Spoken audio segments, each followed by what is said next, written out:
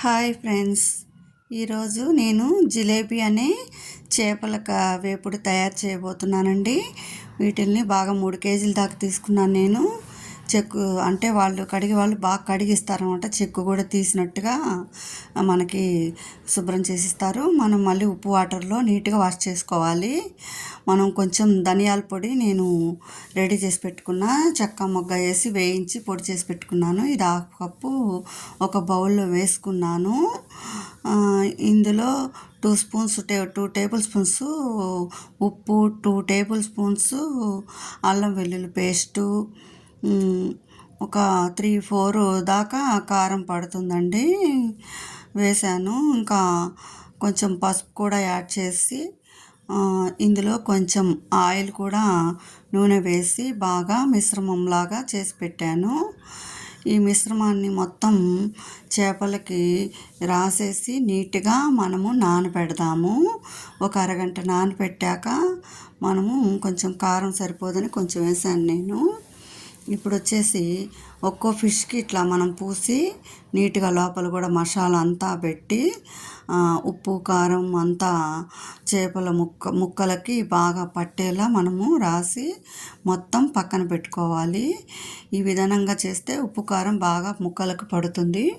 ఒక అరగంట నానబెట్టేసి ఈ డీప్ ఫ్రై మనము సిమ్లో పెట్టి ఫ్రై చేద్దాము. పిల్లలు బాగా ఇష్టంగా తింటారు. చాలా చక్కగా ఉంటుంది. ఒకే ముళ్ళు ఉంటుంది ఇందులో. జిలేబీ చేపలు అంటారు.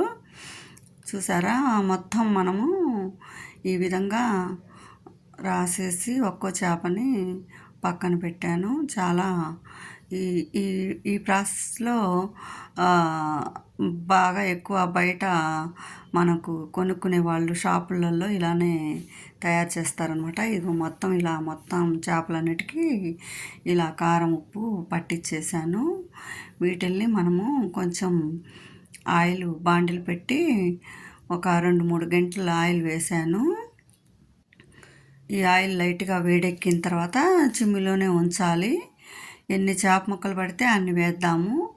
మనం డీప్ ఫ్రైకి అయితే బాండిల్ నిండా పోయాలి కదా, అట్లా అవసరం లేదు.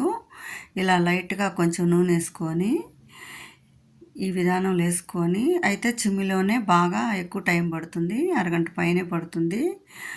ఒక పావు గంట ఉంచి మళ్ళీ పావు గంటలో తిప్పి పెట్టుకోవాలి. ఇలా మూత పెట్టి చిమ్మిలో ఉంచాలి.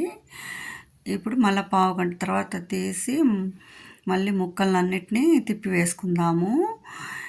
మళ్ళీ ఒక పావు గంట ఉంచి మళ్ళీ తిప్పుకుందాం. అప్పుడప్పుడు హైలో పెడుతూ చిమ్మిలో పెడుతూ ఈ ఫిషెస్ని డీప్ ఫ్రై చేసుకోవాలన్నమాట. చాలా బాగుంటుంది. ఎప్పుడు పప్పుచారులోకి రైస్లోకి తినచ్చు నంజుకొని. ఇట్లా 2 బాండిలు పెట్టేసి త్వరగా అవటానికి ఇలా చేశాను నేను. అంటే టైం తీసుకుంటుంది కాబట్టి.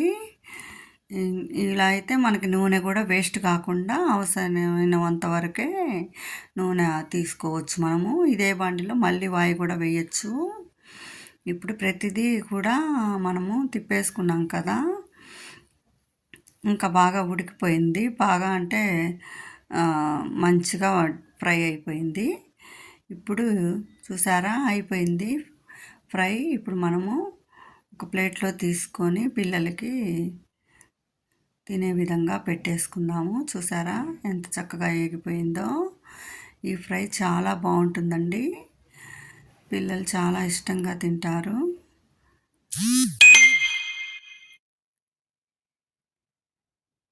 చాలా ఈజీగా మనము ఫ్రై తయారు చేసుకోవచ్చు. కొంచెం అన్నంలో కూడా కలుస్తుంది ఈ ప్రాసెస్లో గిన మనము చేసామంటే.